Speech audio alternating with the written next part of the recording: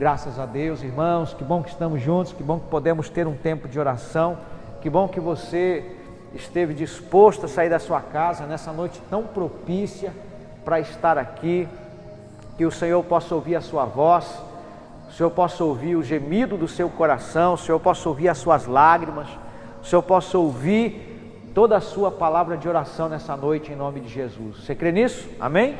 Graças a Deus. Minha filha, desliga para mim ali atrás, por gentileza. Eu queria trazer uma breve reflexão para a gente concluir o nosso momento aqui na igreja, irmãos. Para isso eu convido você a abrir a sua Bíblia no livro de Neemias, no capítulo 4 e no verso 4.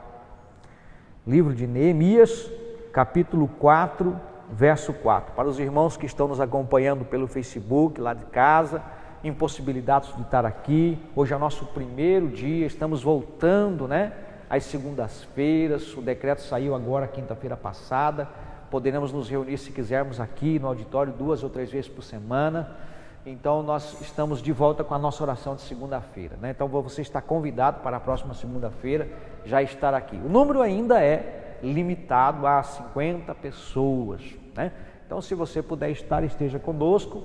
Caso você não possa estar, separe esse momento para nós termos um tempo de oração e um tempo de palavra juntos. Amém? Capítulo 4, verso 4 de Neemias diz: Ouve-nos, ó Deus, pois estamos sendo desprezados. Faze cair sobre eles a zombaria, e sejam eles levados prisioneiros como despojos para outra terra. Não perdoe os seus pecados, nem apagues as suas maldades, pois provocaram a tua ira diante dos construtores. Você pode dizer amém por isso? O que está acontecendo aqui nesse momento começou um pouco antes do livro de Neemias, do capítulo 1 até o capítulo 6. Você encontra uma pessoa chamada Neemias, um copeiro, uma pessoa que dentro de uma hierarquia seria uma pessoa muito simples, mas alguém que se importou com o que estava acontecendo na cidade dele, na nação dele. Ele recebeu notícias muito tristes, e então ele começa a orar, ele ora intensamente, ele ora com todo o seu temor, com toda a sua força, ele clama para que Deus pudesse responder às suas orações. E o fato de Neemias amar a casa de Deus, o fato de Neemias amar o povo de Deus, fez com que Neemias se colocasse à disposição, e a primeira coisa que ele fez foi orar. Infelizmente hoje muitas pessoas, eles se colocam à disposição, mas eles não oram pela causa pela qual se colocaram à disposição, e por isso, na maioria das vezes, eles fracassam. Tudo que você for fazer para Deus, tudo que nós formos fazer para Deus, precisa ser com oração. Não é à toa que o Senhor diz: clama a mim e responder-te-ei. Farei coisas grandes no meio de vocês. Lá em 2 Crônicas ele fala: clamem a mim, se o meu povo clamar, se o meu povo orar, eu responderei. Tessalonicenses 5,17 ele diz: orai sem cessar. Então a oração ela é fundamental, ela é extremamente necessária para alguém que se dispõe a ser útil, a ser relevante, aonde mora, aonde trabalha, aonde estuda, na igreja que congrega. Mas há uma ideia de que fazer coisas para Deus é o mesmo que estar com Deus. Esse é um grande equívoco que as pessoas cometem, e por essa razão elas se frustram facilmente, porque às vezes elas fazem coisas com o intuito de ser para Deus, mas na verdade é para si próprio, é para amenizar às vezes a sua consciência. Por quê? Porque não se rega com oração, não se prepara biblicamente falando. Não basta querer fazer, não basta querer ser útil, precisa se preparar para isso, e Neemias fez isso. Esse momento que nós acabamos de ler é o momento que Neemias está orando por causa de inimigos poderosíssimos que se levantaram contra ele, contra a equipe dele, contra os cooperadores dele. Esse é o momento que ele clama a Deus a respeito do que ele estava fazendo e a respeito da oposição que ele encontrou. Deixa eu te falar algo. Todas as vezes que você se dispor a andar na verdade, a viver na verdade, você vai pagar um preço. Você vai pagar um preço por querer viver a verdade, por querer dizer a verdade. Muitas pessoas que andam na mentira, que vivem no engano da religiosidade, muito provavelmente elas vão te condenar. E no caso de Neemias, os seus opositores mais ferrenhos, Gesem, Tobias, Sambalate. Esses três representam os inimigos poderosos. Eles falavam o tempo todo para enfraquecer. Você, na sua caminhada de fé, vai encontrar pessoas para te animar, glória a Deus por isso. Mas infelizmente você vai encontrar pessoas para te tirar da fé, para tirar o seu foco, para te desanimar, para te entristecer. E o pior de tudo isso é que você pode encontrá-los dentro da igreja. O inimigo é sorrateiro. A melhor maneira do diabo atacar é quando ele põe alguém dentro do território. É a segunda fileira no meio do quartel, eles falam isso, né? Tem alguém lá dentro infiltrado, é aquele que está infiltrado. E o inimigo é astuto. É por isso que ele consegue causar confusão nas igrejas, com mexerico, com murmuração, com fofoca. Ele consegue dividir, ele consegue atuar fazendo suposições. Cuidado com os inimigos. Em nome de Jesus, ore diante desses inimigos poderosos, ore e amordace-os, ore e aprisione-os em cadeias. Ordene isso no mundo espiritual. Você recebeu da parte de Deus o poder e a ousadia. Outra coisa, o Papai do Céu, ele falou para nós assim: orai e vigiai. Orai e vigiai. Neemias, ele fez isso. Se você ler o capítulo 4, verso 7, ele diz assim: quando, porém, Sambalate, Tobias, os árabes, os amonitas e os homens de Asdod souberam que os reparos nos muros de Jerusalém tinham avançado e que as brechas estavam sendo fechadas, ficaram furiosos. Todos juntos planejaram atacar Jerusalém e a causar confusão. Verso 9: mas nós oramos ao nosso Deus e colocamos guardas de dia e de noite para proteger-nos deles. Percebam que eles oraram, mas também percebam que eles colocaram guardas. Você precisa estar atento. Nós, como igreja do Senhor, nesses dias, estamos sendo bombardeados por projetos e planos políticos sórdidos que vão contra princípios, que vão contra a família, que vão contra as crianças.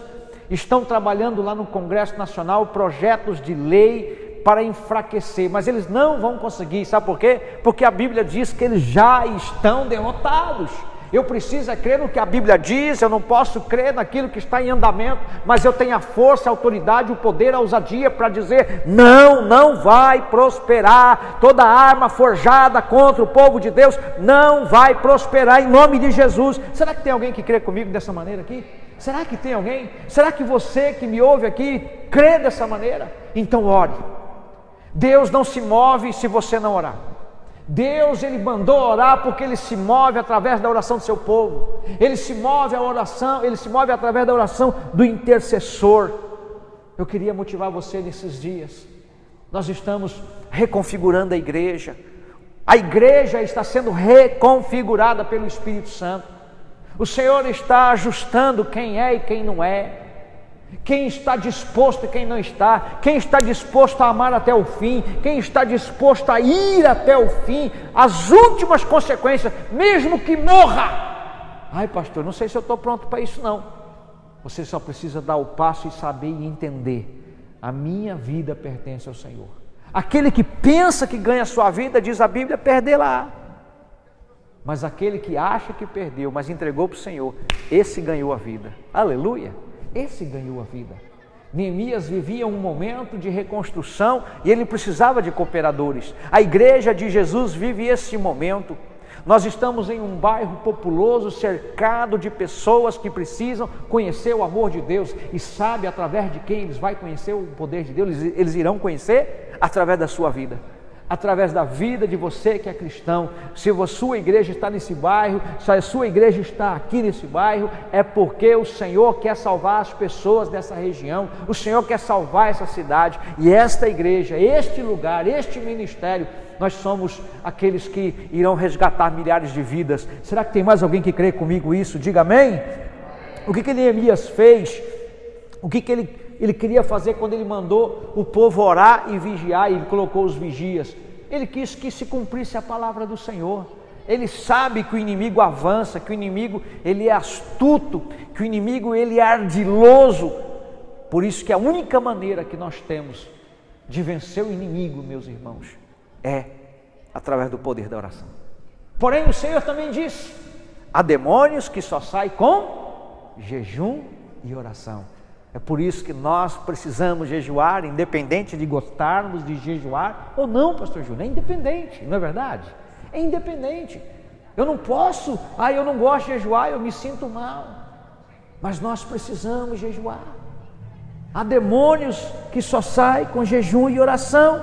Efésios capítulo 6, verso 18 está escrito: orem no Espírito em todas as ocasiões, com toda oração e súplica, tendo isso em mente, estejam atentos e perseverem na oração por todos os santos. Você com certeza já sentiu falta de várias pessoas nas lives, nas reuniões que nós temos visto, temos estado aqui. O que você pode fazer por elas? Começa por um telefonema, começa com a palavra de motivação, de ânimo. Quem sabe na sua caminhada você vai se deparar com alguém que se sentiu ofendido na igreja pelo Beltrano, pelo fulano, pelo pastor da igreja. A pessoa se sentiu ofendida. O que você vai fazer? Você vai ajudar a curar aquela pessoa, porque só uma pessoa curada ajuda a curar, ela consegue curar outra. Você pode dizer amém por isso? Então, o que Neemias fez depois que ele colocou vigias, depois que ele orou? Ele foi animar os cooperadores.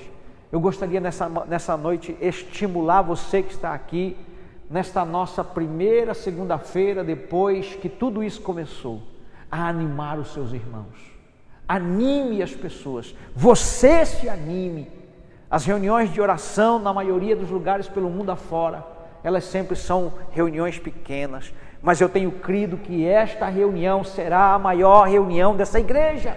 Eu tenho crido que esta reunião, a reunião de oração, porque uma reunião de oração, quem vem? Somente discípulos de Jesus. Quem se importa? Discípulos de Jesus. Quem quer estar? Discípulos de Jesus. Eles não colocavam obstáculos, eles podem até se sentirem desanimados em certos momentos, mas eles sabem, eles reconhecem, eles ouviram, eles entenderam isso e eles caminham com ousadia, eles caminham com intrepidez. Anime-se e anime o seu irmão, anime aqueles que você perceber que estão desmotivados. Se você ler comigo o capítulo 4, verso 10, a seguir diz assim: enquanto isso, o povo de Judá começou a dizer: os trabalhadores já não têm mais forças e ainda há muito entulho, por nós mesmos não conseguiremos reconstruir o muro. E os nossos inimigos diziam: antes que descubram qualquer coisa ou nos vejam, estaremos bem ali no meio deles, vamos matá-los e acabar com os trabalhos deles. Os judeus que moravam perto deles 10 vezes nos preveniram: para onde quer que vocês se virarem, saibam que seremos atacados de todos os lados. Por isso, posicionei alguns do povo atrás do ponto mais baixo do muro, nos lugares abertos, divididos por famílias, armados de espada, lanças e arcos. Fiz uma rápida inspeção e imediatamente disse aos nobres, aos oficiais, ao restante do povo: não tenham medo deles, lembrem-se de que o Senhor é grande e temível, e lutem por seus irmãos, lutem por seus filhos, lutem por suas filhas, lutem por suas esposas, lutem por suas casas. Olha só, é isso que o Senhor está precisando hoje. Cada homem, cada mulher. Você é pastor nessa cidade. De repente você não é o pastor de uma congregação local, mas você faz parte do pastoreio de um povo. Quem se importa com vidas, pastoreia pessoas. O que é pastorear? É dar atenção, é cuidar, estender a mão, é ajudar a tirar ela da incredulidade, é mostrar o amor de Deus para ela, é mandar mensagem para ela, é motivar ela, é pegar pela mão e falar: vamos comigo. Lutem, ele está dizendo aqui, o verso 14, onde ele termina dizendo: lutem por seus irmãos, lutem por seus filhos, lutem por suas famílias, lutem por suas mulheres, lutem por suas casas. Quem está disposto a isso? Pode dar um glória a Deus?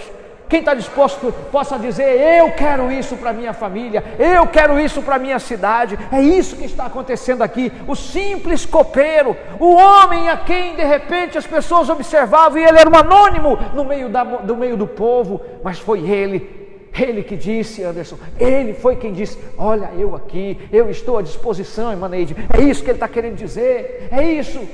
E o que ele fez foi animar. Eu quero animar você hoje, nessa primeira segunda-feira, a estar aqui. Que você gaste os seus dias, as suas semanas, que você gaste e se deixe gastar, para que o nome do Senhor seja conhecido nessa cidade, através da sua vida. Que as pessoas possam dizer: o dia que eu conheci o Davi, a minha vida mudou, cara. O Davi me mostrou o Senhor, o Davi me mostrou o caminho. Você me entende isso, Davi? É disso que essa cidade precisa, irmã Neide. É disso que essa cidade precisa. Ela não precisa de que se abram igrejas, o que precisa é que nasçam igrejas, porque uma igreja que se abre, ela fecha como abriu, mas uma igreja que nasce, meu irmão, o inferno inteiro pode se levantar contra ela, ela permanece. É igual aquelas arvorezinhas que arrancaram no toco lá, e ela está lá plantada, de repente não parece nada, mas um belo dia nasce uma folhinha verde, e dali a pouco aquela folhinha verde vai crescendo. É assim que funciona a igreja. O inimigo não vai conseguir matar ela, não vai conseguir derrubar ela, porque a igreja é você. Nós somos alimentados por Senhor Jesus Cristo,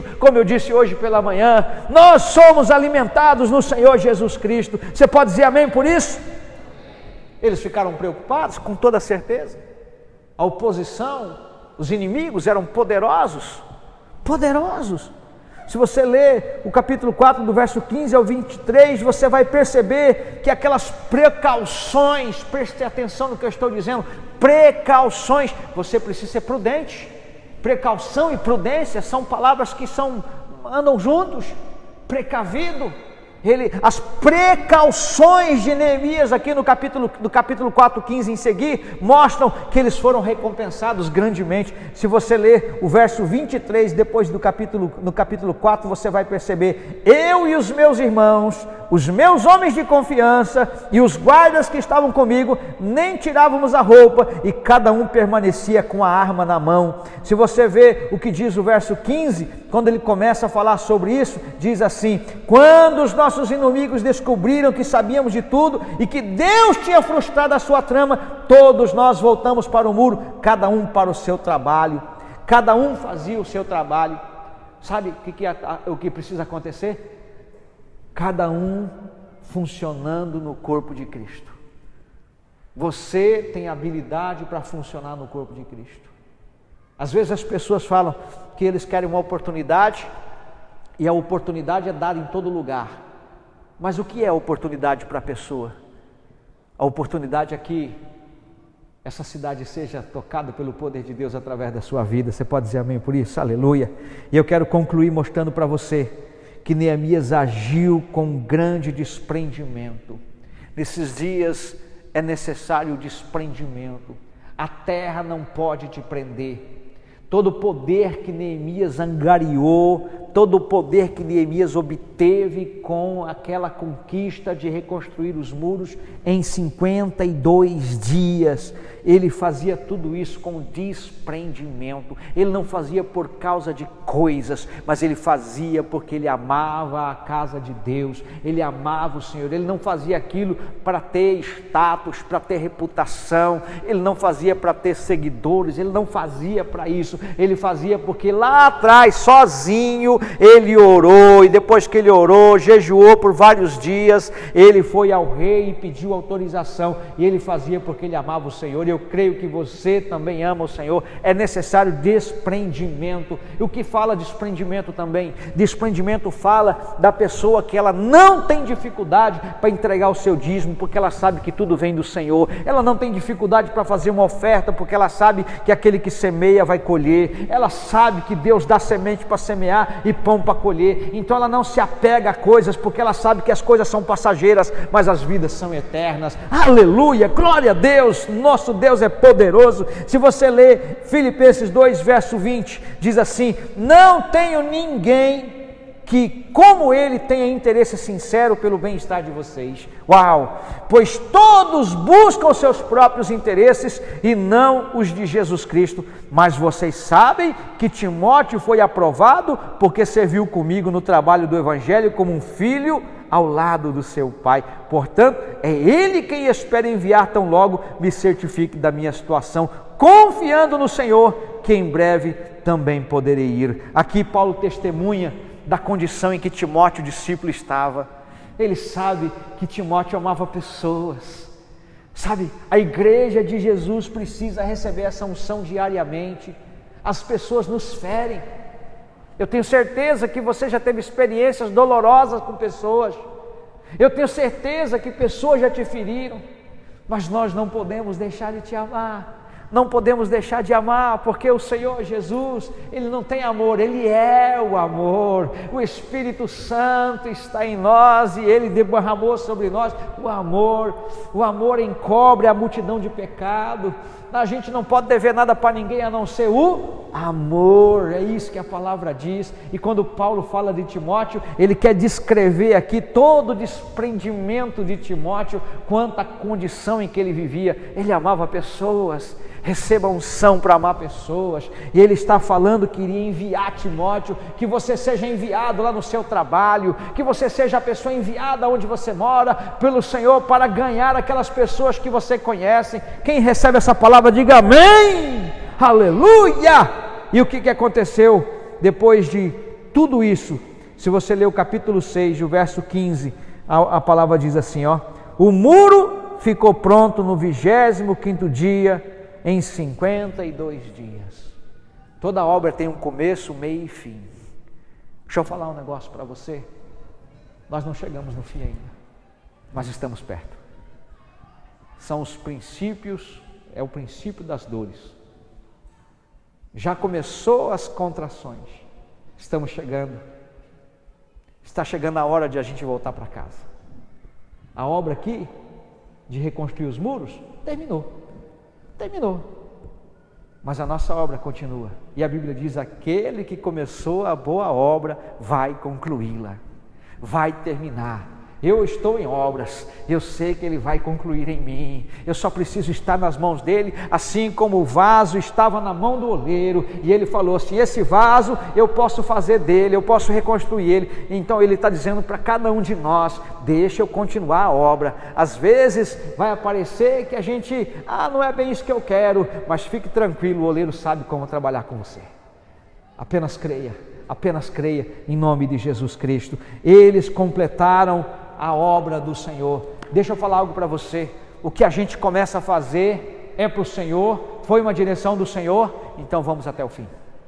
Vamos até o fim em nome de Jesus. Vamos entusiasmados, vamos na força do Senhor, na força do seu poder, se fortalecendo diariamente. Nós não somos daqueles que recuam. Você crê nisso, irmãos? Você crê nisso? Você crê nisso? Eu creio. Por isso que mesmo que as pessoas desistam na caminhada, eu preciso continuar indo. Mesmo que alguns desistam, de repente pessoas que estavam lado a lado, eles saiam do barco, eles param de caminhar, porque eles encontraram talvez algumas coisas mais importantes. Nós precisamos continuar, nós precisamos avançar, às vezes com o coração partido, às vezes com o coração ferido, mas nós precisamos continuar. Quantas vezes eles trabalharam, vararam madrugada dentro trabalhando. A igreja do Senhor não vai parar. O inimigo achou que pararia, mas nesses dias não é o inimigo que está fazendo a obra, é o Senhor, para resgatar cada um de nós, para não deixar que nenhum de nós se perca, e para que através de nós, os nossos amigos, os nossos familiares, aqueles que outrora serviram ao Senhor e hoje tornaram-se escarnecedores, que eles se arrependam enquanto é tempo, porque enquanto há fôlego há esperança.